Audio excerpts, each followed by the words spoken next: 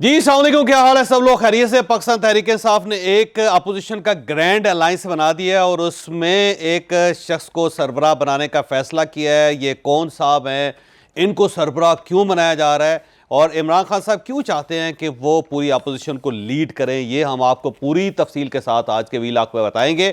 शेर अफजल मरवत साहब के खिलाफ पार्टी ने कुछ कार्रवाई करना शुरू की और ये कार्रवाई इमरान खान साहब के कहने पर की गई है। 2 कार्रवाइयों का आगाज़ हुआ है। क्या वो कार्रवाइयाँ वाकई हो सकेंगी या नहीं होंगी, और शेर अफजल मरवत से पार्टी इतनी नाराज़ क्यों है, ये भी हम आपको आज के वीलॉग में बताएंगे।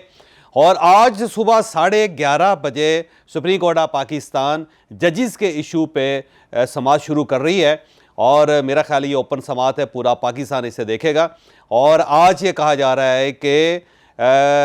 चीफ जस्टिस ऑफ पाकिस्तान बहुत कुछ कहेंगे। वो बहुत कुछ क्या हो सकता है, ये भी हम आपको इसी वीलॉग में बताएंगे। कल रात अल्लामा नासिर अब्बास साहब के घर पे एक इफ्तार डिनर था और उसमें तमाम अपोजिशन पार्टीज़ के लोग उसमें शरीक हुए थे। उमर अयूब साहब जो कल अपोजिशन लीडर मुंतखब हुए हैं और ज़ाहिर पहला दिन था उनका, वो भी वहाँ पे तशरीफ़ लाए और वहाँ पे ये फ़ैसला हुआ कि एक अपोजिशन का ग्रैंड अलायंस बनाया जाए और उसके अंदर पाकिस्तान तहरीक इंसाफ शामिल हो, उसमें महमूद अचकज़ई की साहब की पार्टी शामिल हो, उसमें JUI मौलाना फजलुर रहमान साहब शामिल हो, उसके अंदर BNP मैंगल जिसके अख्तर मैंगल साहब सरबराह हैं वो उसके अंदर शामिल हो और उसके साथ साथ जमात इस्लामी भी उसके अंदर शामिल हो। तो ये सारी सियासी जमातें जो इस वक्त अपोजिशन में हैं, ये मिल के एक ग्रैंड अलायंस बनाएं और फिर पूरे पाकिस्तान के अंदर एहतजाजी जलसे शुरू करें। और उसमें ज़ाहिर मौलाना फजलुर रहमान साहब भी होंगे, उसके अंदर अख्तर मैंगल साहब भी होंगे, फिर उसके अंदर महमूद अचकज़ई साहब भी होंगे, फिर राजा नासिर अब्बास साहब भी उसके अंदर होंगे और फिर उमर अयूब साहब होंगे पाकिस्तान तहरीक इंसाफ की तरफ से और सिराजुल हक साहब होंगे जमात इस्लामी की तरफ से।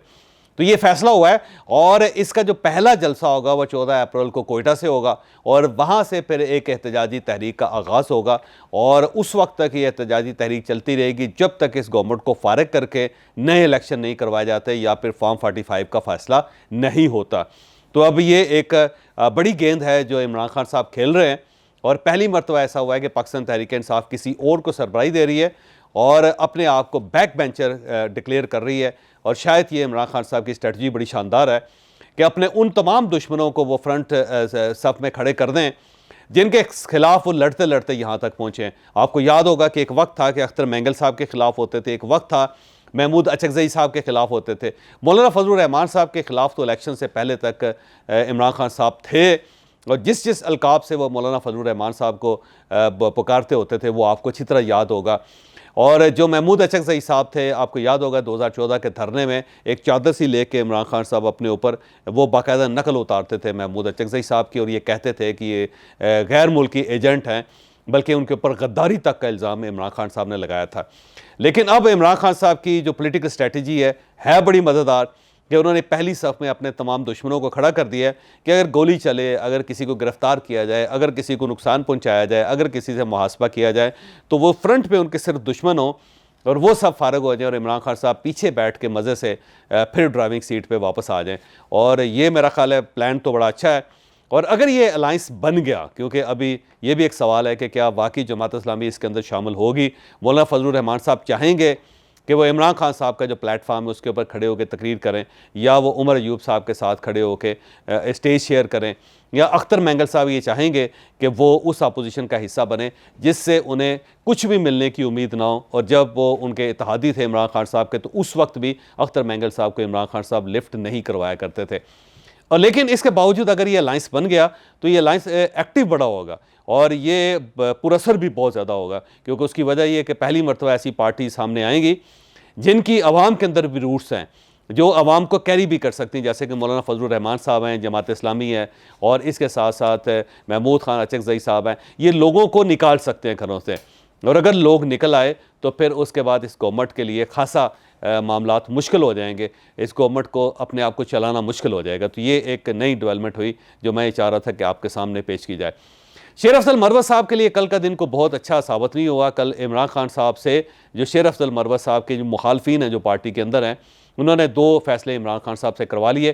पहला फैसला जो फोकल पर्सनस की लिस्ट है, जिसमें आपको याद होगा कि इमरान खान साहब ने सुप्रीटेंडेंट जेल के साथ मिलकर एक फ़ैसला किया था कि एग्रीमेंट किया था, जिसमें उन्होंने 3 फोकल पर्सन मुंतखब किए थे, जिसमें शेर अफजल मरवत साहब थे, उमैर नियाज़ी साहब थे और इनके साथ साथ गौहर खान साहब थे। और इन तीनों को ये जिम्मेदारी सौंपी गई थी कि जो इमरान खान साहब के साथ मीटिंग्स होनी है, ये तीनों लोग उसमें से फ़ैसला करेंगे कि किस शख्स ने मिलना है, कब मिलना है और किस किस्म की वो मीटिंग होगी। तो कल इमरान खान साहब से किसी ने कहलवा के इनमें से शेर अफजल मरवत साहब को निकलवा दिया और शेर अफजल मरवत साहब की जगह अब शिबली फराज साहब को डाल दिया है। और साथ साथ जो तीसरा नाम है उमैर नियाज़ी साहब का, उनको भी हटा दिया गया और उनकी जगह उमर अयूब साहब को डाल दिया है, क्योंकि उमर अयूब साहब की अभी तक इमरान खान साहब के साथ जेल के अंदर मुलाकात नहीं हो सकी। लेकिन अब अगर वो फोकल पर्सनस की लिस्ट में हैं तो वो ज़ाहिर है ख़ुद ये फैसला करेंगे कि किसने इमरान खान साहब से मिलना है, तो उसी में इनकी मुलाकात इमरान खान साहब के साथ हो जाएगी। तो शेर अफजल मरवत साहब के लिए बुरी खबर ये थी कि वो जो एक लिस्ट थी जो बहुत ज़्यादा करीबी थी इमरान खान साहब के, और जिसने ये फैसला करना था कि आज इमरान खान साहब से कौन मिलेगा कौन नहीं मिलेगा, उसमें से शेर अफजल मरवत साहब को फ़ारिग कर दिया गया। और ये ज़ाहिर पार्टी के अंदर कुछ लोग हैं जो शेर अफजल मरवत साहब को फलता हुआ फूलता हुआ नहीं देखना चाहते। दूसरा फैसला ये किया गया है कि शेर अफजल मरवत साहब ने अपनी कोई सोशल मीडिया टीम बनाई हुई है, जिसके अंदर ट्विटर के ऊपर इनके 1500 लोग हैं,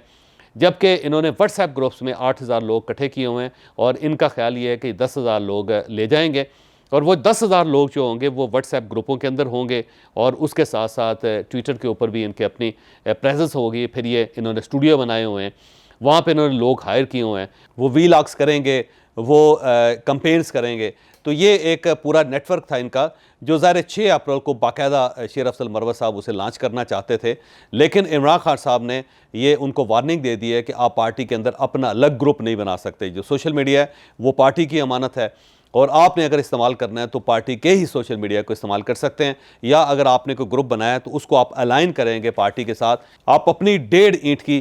मस्जिद नहीं बना सकेंगे। तो शेर अफजल मरवत साहब को वार्न कर दिया गया कि आप अपनी सोशल मीडिया टीम को बंद करें। लेकिन मेरा नहीं ख्याल कि शेर अफजल मरवत साहब ये काम करेंगे, क्योंकि शेर अफजल मरवत साहब की जो कोर स्ट्रेंथ है वो उनकी सोशल मीडिया टीम है और वो इतनी तगड़ी है कि वो अपनी पार्टी को रगड़ा लगा देती है। अगर किसी जगह से किसी ने अगर शेर अफजल मरवत के ख़िलाफ़ को बात कर दी पार्टी, तो वो उनकी अपनी मीडिया टीम अपनी पार्टी के लोगों को ठीक ठाक रगड़ा लगा देती। जैसे हामिद खान साहब के ख़िलाफ़ एक कैंपेन चल गई थी, अली ज़फ़र साहब के बारे में भी कैंपेन चलती रही, फिर जो गौहर खान साहब हैं उनके बारे में भी सोशल मीडिया के ऊपर बहुत कुछ होता रहा। और ये पार्टी का ख्याल है कि उस बहुत कुछ के पीछे शेर अफजल मरवत साहब की अपनी टीम है। तो इमरान खान साहब ने उन्हें रोक दिया है कि आप अपना ये जो सोशल मीडिया इसको डिसमेंटल करें और आप अपनी अलग कोई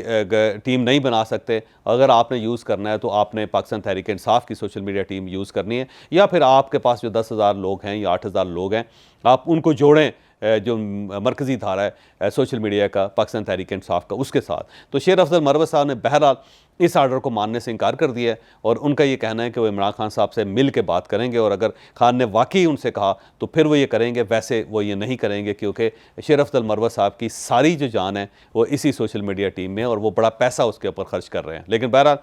पार्टी के लोग इनसे खुश नहीं हैं और वो कुछ ना कुछ रगड़ा लगाने की कोशिश करते रहते हैं, कॉर्नर करने की कोशिश करते रहते हैं। और इमरान खान साहब के बारे में सबका यही ख्याल है कि जो आखिरी मुलाकात करने वाला होता है इमरान खान साहब से, फ़ैसला उसी का चलता है, क्योंकि उससे पहले फ़ैसले तब्दील होते रहते हैं। और ये इमरान खान साहब की बहुत बड़ी वीकनेस है कि वो अपने फ़ैसले बदलते रहते हैं। जैसे कि फ़ोकल पर्सन का फ़ैसला उन्होंने 4 दिन पहले किया और सिर्फ 4 दिन बाद ही वो फ़ोकल पर्सन की पूरी लिस्ट चेंज हो गई। और ये हतमी नहीं है कि कल तक ये फहरिस्त चलती रहे, हो सकता है अब इसके अंदर हमाद अज़हर साहब को शामिल कर दिया जाए और किसी और को निकाल दिया जाए। तो ये निकालना और नए लोगों को डालना ये इमरान खान साहब की एक पुरानी आदत है। आज एक बहुत बड़ा केस चल रहा है 11:30 बजे, वो सुप्रीम कोर्ट ऑफ पाकिस्तान ने सो मोटो लिया था, जिसमें 7 रुकनी बेंच बना था। 6 जजेस जो थे उनका इशू था, जो उन्होंने ख़त लिखा था जिसमें उन्होंने शिकायत की थी कि सीक्रेट एजेंसी जो हमारे ऊपर दबाव डाल रही है। सबका ख्याल ये है कि आज काजी फ़ाइज़ ईसा साहब फुल स्विंग में होंगे, फुल एनर्जी में होंगे। वो 6 जजेस को बुला के भी पूछेंगे, फिर वो हुकूमत से भी बुला के पूछेंगे, फिर वो अटॉर्नी जनरल से कहेंगे कि जब शौकत अजीज़ सिद्दीकी साहब का इशू था तो उस इशू में जनरल फैज़ हमीद साहब को बुला के क्यों नहीं पूछा गया था, या उस वक्त के जो आर्मी चीफ थे जनरल कमर जावेद बाजवा साहब, उनको बुला के क्यों नहीं पूछा गया था। तो मेरा ख्याल ये है कि शायद काजी फ़ाइज़ ईसा साहब माजी से इस मामले को स्टार्ट करें और वो कोशिश करें कि सबसे पहले शौकत अजीज़ सिद्दीकी साहब जो है उसका इशू उठाया जाए और उनके तहकीकात हो बाकायदा, जो उन्होंने इल्ज़ामात लगाए थे और जिसमें ज़ाहिर उन्हें सुप्रीम कोर्ट ऑफ पाकिस्तान ने बहाल कर दिया था और उनके तमाम जो मराहत हैं वो उन्हें वापस की गई और उनकी तनख्वाहें भी यकमुश्त उनको अदा की गई। तो वो अब मेरा ज़ाती ख्याल ये है कि शौकत अज़ीज़ सिद्दीकी साहब से ये मामला शुरू होगा और उसके बाद शायद कोई किसी जज को या किसी एक छोटे से कमीशन को ये इजाज़त दी जाए कि वो 6 जजेस के साथ मिल के बाकायदा जो उनकी शिकायत हैं उनको दर्ज करके फिर वो सुप्रीम कोर्ट ऑफ पाकिस्तान के सामने पेश करे और उसके बाद फिर हो सकता है कोई एक कमीशन बने जो उन सब ऑफिसर्स को बुला के उनसे पूछे कि आपने किस कैपेसिटी में जजेस के साथ रब्ता किया था। अब ख्याल ये भी किया जा सकता है कि काजी साहब जजेस को बुला के भी पूछ सकते हैं कि जनाब आपने 1.5 साल क्यों इंतज़ार किया और आपने अपने आप को सिर्फ उमर अताब बंदियाल साहब तक क्यों महदूद रखा। आपने अगर ख़त लिखना था तो उस वक्त लिख देते, आप क्यों इंतज़ार करते रहे कि मैं आऊँगा तो फिर ये ख़त लिखा जाएगा। और हो सकता है कि उमर अताब बंदियाल साहब पाकिस्तान के पहले रिटायर्ड चीफ जस्टिस हों जिनसे बुला के ये पूछा जाए कि जब आपके साथी जजेस ने शिकायत की थी तो आपने इस इशू को उठाया क्यों नहीं था। तो आज 11:30 बजे के बाद जो कार्रवाई स्टार्ट होगी, मेरा ख्याल है पाकिस्तान की तारीख में इस नौयत का ये वाहिद केस होगा जिसमें जजेस को बुला के उनके बारे में पूछेंगे कि जनाब आपके ऊपर किस किस ने असरअंदाज होने की कोशिश की। तो पहली मरतबा एक कटहरे में एक साइड पे जुडिशरी होगी और दूसरी साइड पे भी जुडिशरी ही होगी। ये मेरा ख्याल है पाकिस्तान के अंदर एक नई तारीख आज के दिन रकम की जाएगी।